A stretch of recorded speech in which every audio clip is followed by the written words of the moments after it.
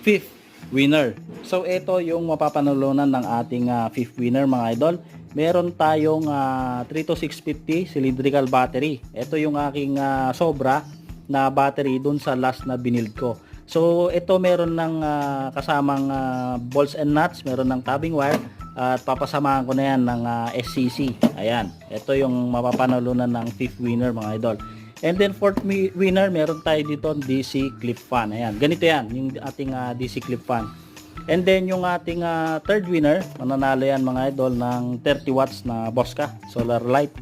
And then second winner mga idol, ito yung ating solar light 60 watts. Ayan, ito yung mga malalakas nating solar light mga idol.